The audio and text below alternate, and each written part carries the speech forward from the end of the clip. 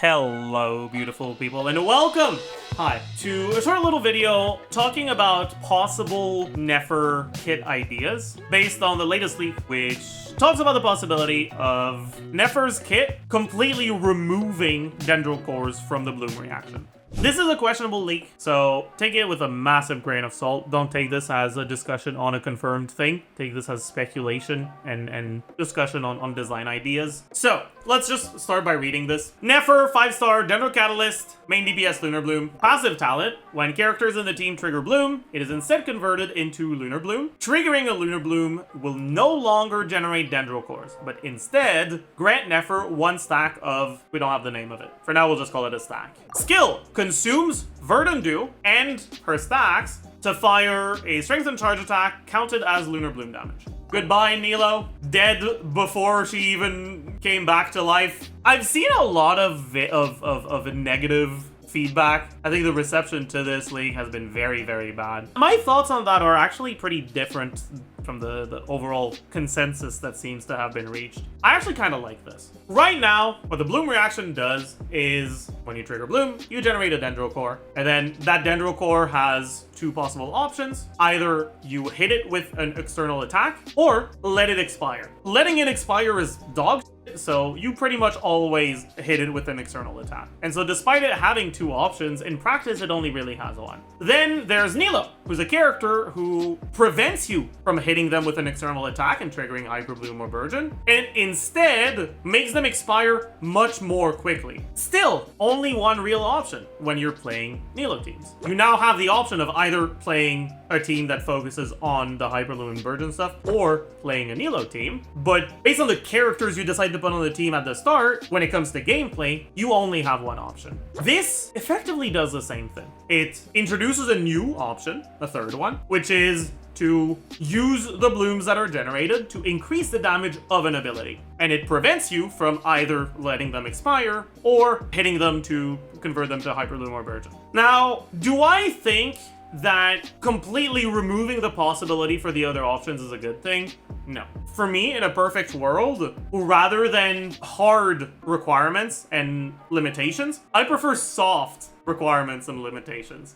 I prefer it when things are incentivized or discouraged through the outcome that happens with each of those things having a wildly different value based on your choice. When you can make any of the choices, but one of the choices is clearly better than the other ones. I much prefer that over the shit choices just being completely removed. I've talked about this when I talked about Nilou a long time ago.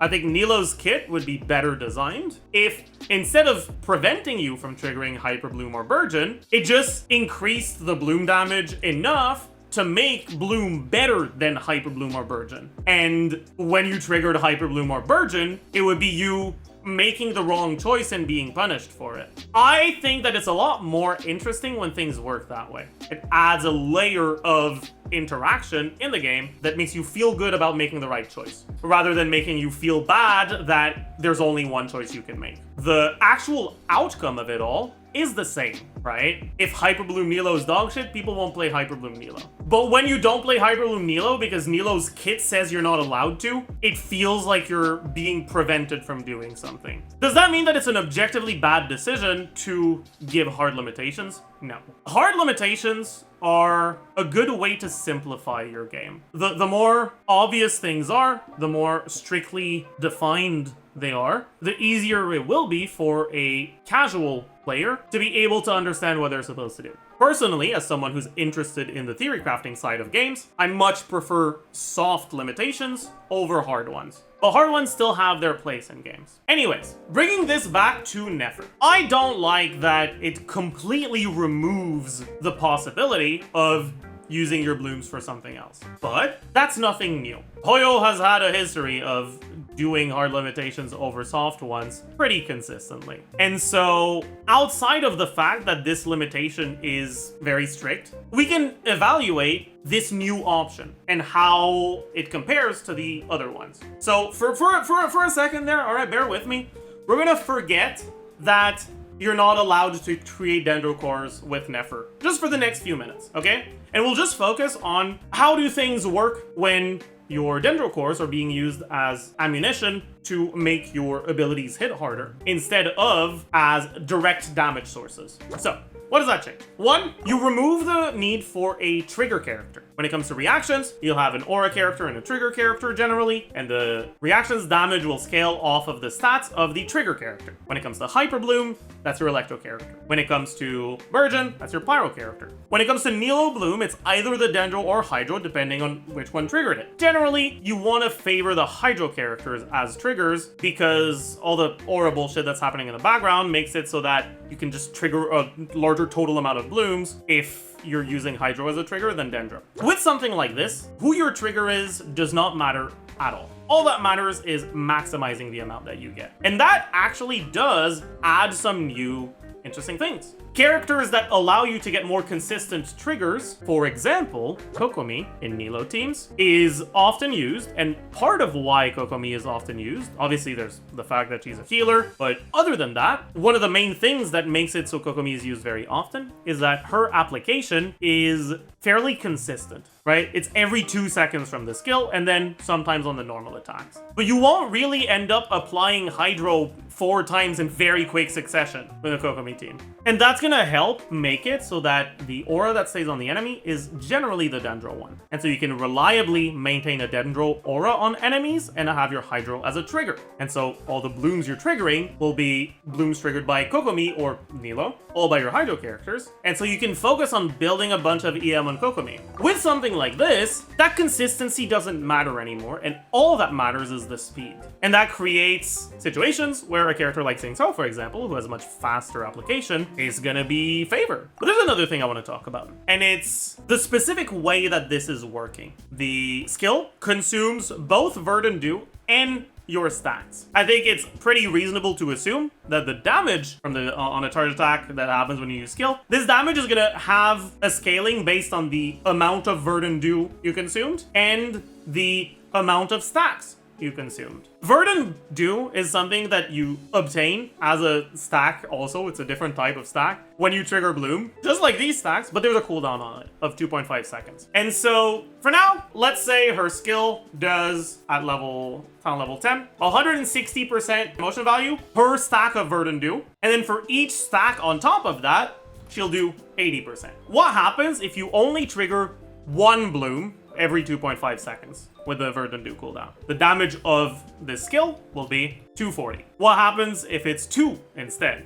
It'll be 320. About 33% higher. Double the application rather than giving you double the damage like it does in Nilou teams will instead only give you 33% more damage. And this creates a situation where while getting as many stacks as possible will still be very good, it's still something you definitely want to do, it's not something that is by far your biggest priority anymore. And there may be characters that allow you much less blooms, a much lower total bloom count, but because they give you stat buffs, they turn out to be better. If Nefer is an EM scaler, which I think is likely, and if she is an EM scaler, he'll probably build her EM crit, because Lunar Bloom damage doesn't scale with damage percent. You'll give her the Black Marrow craftable. Maybe she has base EM like Llama does of 200. You'll get your Resonance. You'll get the set bonus from the 2-piece Nogcry set. You'll get the support Nogcry set on someone else. Let's say around 1100 EM. For EM multiplier, we have Llama that increases Lunar Bloom damage by 14%. Very possible that Nefer has the same thing, kind of like Flynn's has the 14% as well. So 1.28. And then Lunar Bloom damage, we get Black Marrow, we get the Ascendant Gleam effect up to 36, we get the 4-piece additional bonuses on both the Nogcry support and carry set. So your EM multiplier would be at around a little bit over 500 with these assumptions, and your effective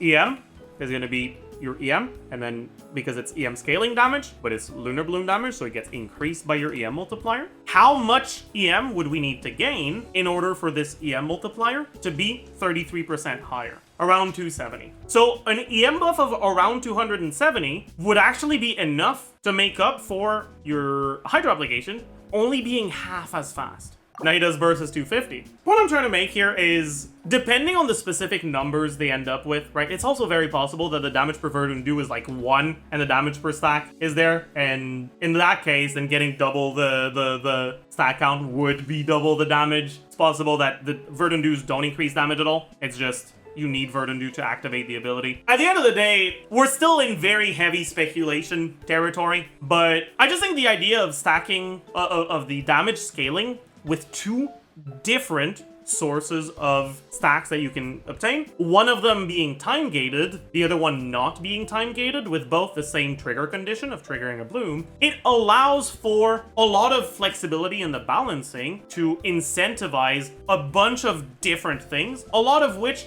would not be what you want in Nilou teams. In a Nilou team, if you're using a character that doesn't help your bloom count at all, even if their buff is big, it's probably not good. And then on top of that, unlike Nilou, you don't have the strict requirement, you don't have the hard limitation of only being allowed to use Dendro and Hydro characters. At least, I hope. I hope that that's not something that's gonna be a condition for this effect to activate, because if it is, I'm gonna be unhappy. One other thing that I like about this is that, well, since it's not going to be Dendro cores, it means you won't play it with Nilou. And while sure, that's a bit unfortunate for Nilou players that were looking forward to her, you'll still be able, if you are someone who likes Nilou and has her, to get Nefer and just choose who you play between Nefer and Nilou. But for people that have started the game more recently, or people who skipped Nilou, the fact that Nefer doesn't seem like she's going to be reliant on Nilou is really good, because if she were reliant on Nilou, it would mean you need to get Llama in 6.0,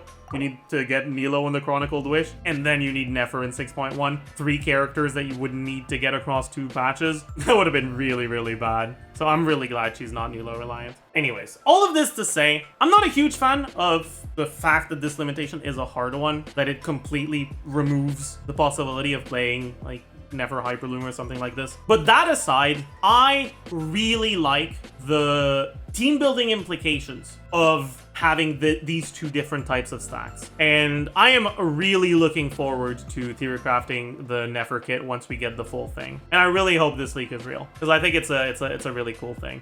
Anyways, I just wanted to provide you guys with a slightly different perspective from what I've seen, because I've seen very, very negative reception to it. As usual, hope you learned a thing or 2. Hope you're not going to be too angry with me, because I like this thing you don't like.